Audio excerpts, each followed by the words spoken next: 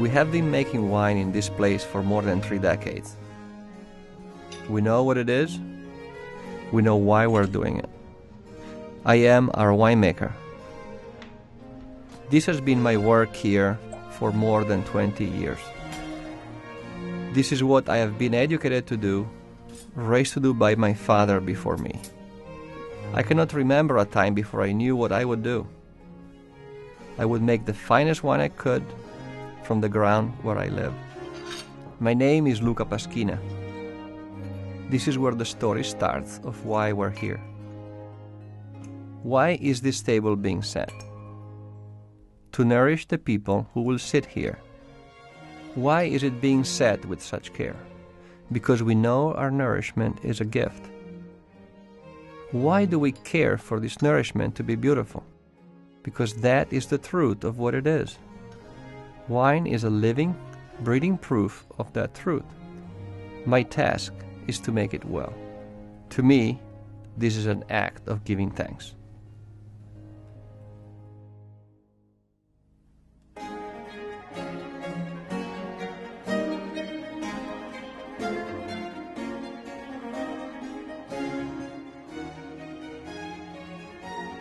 From a broad plateau in Monticello's southwest mountains, Barboursville Vineyards overlooks the Blue Ridge to the west.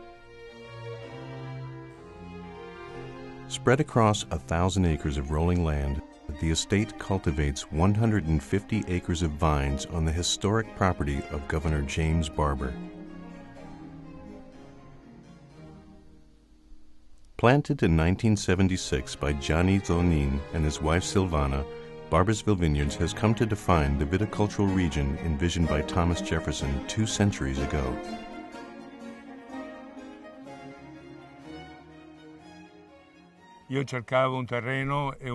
I was looking for a climate and soil suitable for viticulture, which has been my family's trade for 200 years. But I was also looking for a place that could come close to our own Veneto for its beauty, quality of life, and for the kindness of its people. And here I found all of these things.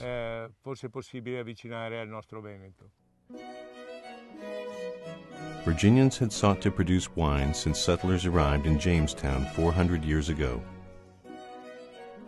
Jefferson was convinced the region surrounding his Monticello home was well suited for wine production. With the help of Italian viticulturist Filippo Mazze, Jefferson tried numerous times to grow European grapes. Like those before them, Jefferson and Mazze were unsuccessful. The challenge of producing wine from this land was left to another Italian. In the spring of 1976, Gianni Zonin, the head of one of Italy's oldest wine families, acquired the land at Barboursville and set out with confidence and determination to prove Jefferson right in his faith in the region as a site for European wine growing. He brought with him Gabriele Rouse as his first viticulturist, who would become a leading light of Virginia viticulture. The challenges in cultivating Virginia's first vinifera varietals were great, but the vines were nurtured by 8 generations of Zonin family successes in Italy.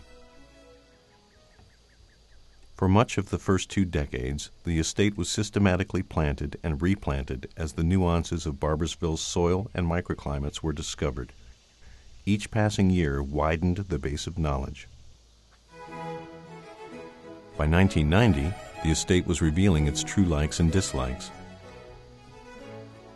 The proper varietals were matched to the soil, and the man who would lead Barboursville into fruition arrived from Italy.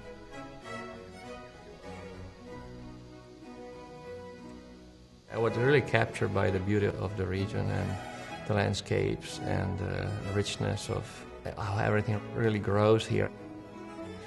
So that's what captured me at first, which for me as an outdoor person, which loves hiking, hunting, fishing, I just found it very intriguing to start. So that was a good, positive beginning. Under the guidance of Gianni Zonin, Luca Paschina, and vineyard manager Fernando Franco, Barboursville has held true to the adage, the wine is made in the vineyard. By reducing crop loads and allowing the vines to put all of their nurturing energies into ripening fewer clusters, Barboursville produces wines that express their true varietal character.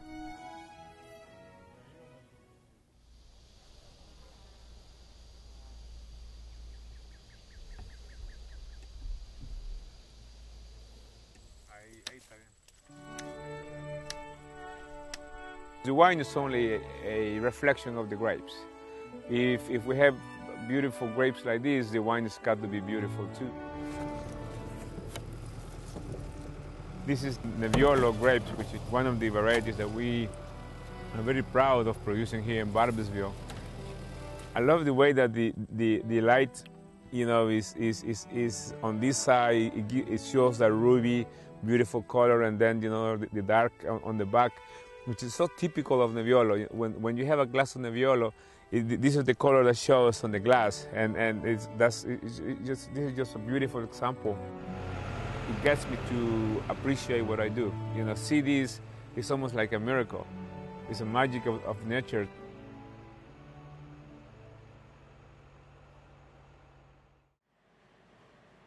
Barboursville's approach is to produce wines of radiant varietal character with the combined resources of the land and wise traditional techniques. Luca Pasquina believes the way to accomplish this is to stay true to the principles that have guided successful winemakers for centuries. Most important thing is that we're very traditionalists. We don't believe into changing wine too much, or the way it's made, the way it's proposed, even the way it's packaged. The great wines produced in the world, they almost never change their image, their logo, their style of winemaking as well. The more I age, the more I see vintages, the stronger and more firm I am onto saying that to create a wine region, you have to continue to do it what you're doing good and do it better, not just add new things or follow some trends. Che vuol dire una viticoltura tradizionale? Ours is a traditional winemaking consisting of attention to the vines, respect for the land, respect for the landscape, and with very minimal interventions.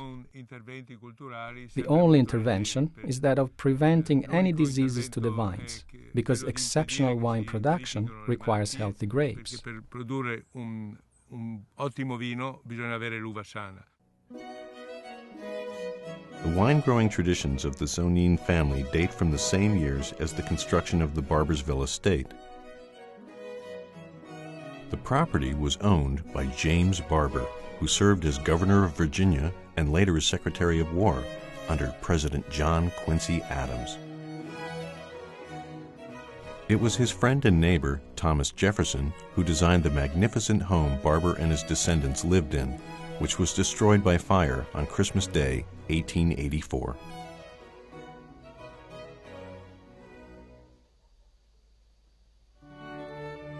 Preserving the ruins of the Barbour estate, renovating the historic manor house as an inn, and staying true to the rural heritage of the land was important to both Gianni and Silvana Zonin. Il primo suggerimento che mi diedero gli amici che allora When we arrived in the United States, in this place at Barboursville, and purchased this property, the first suggestions that I was given by friends that I had met at the time were to restore the ruins and settle in a new house designed by Jefferson. I didn't listen to these suggestions because we want to respect the environment. We want to respect tradition. And it seemed to us that treating these beautiful places required great care and respect. And so we left the ruins of Jefferson's old house the way they are. And it was a very valid choice.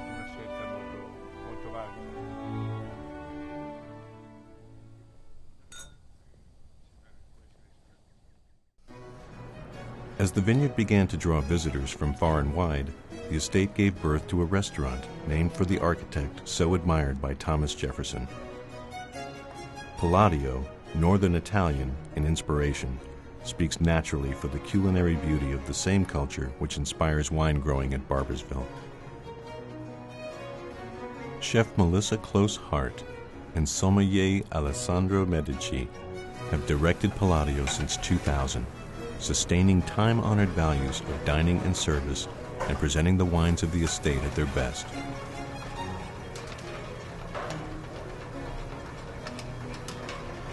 Here the profound affection of the Zonin family for the gifts of the land is brought forth on every plate.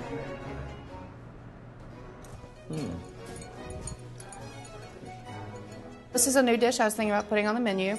We have a duet. We have a veal cheek that we've braised and a seared piece of tuna. And we're serving it over a little bit of a deconstructed ratatouille where we've taken the onions and tomatoes and eggplant and cooked it down into a puree, and then we have the zucchini as chips and grilled zucchini. Right. Okay, the octagon might go better than the front, but let's try. Yeah, you know, I'm sure the veal chicken is going to be nice and rich. I'm sure octagon would kick right in. Great.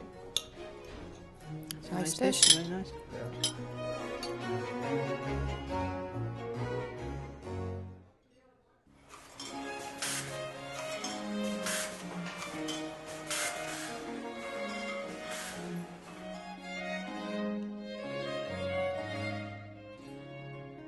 The meticulous attention to detail, the devotion to quality, and the desire to create the most hospitable of environments is at the core of Barboursville Vineyards. This approach winds through the vineyards, producing the quality of wine that Mr. Jefferson had dreamed of.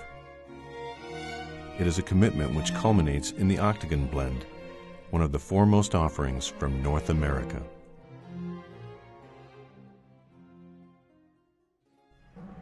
I taste from barrels of carefully selected wines grown in different sectors of our estate. These are only candidates for blending in the finest and most complex and longest aging form we can give to them. By themselves, these barrels are already the foundation of some of our finest red wines. But for Octagon, we have to anticipate their relation to each other over many years in battle. What will they say to each other? What will they say about each other? What sort of family will they be as they evolve together? This making of a wine is always first the discovery of its many characters or voices. Then, this partnering of wines in blending is not compensating for a shortcoming, but planning for a strength. We believe that a wine of great capacity for aging is also our best image of its origin in place and time. We make such a wine to find out all we can, to embody what we know and to show us what we did not know. We understand this is why anyone ever opens a bottle of Octagon, to find the most beautiful thing that can be drawn from the earth, to share it with others. It's what we came here to do.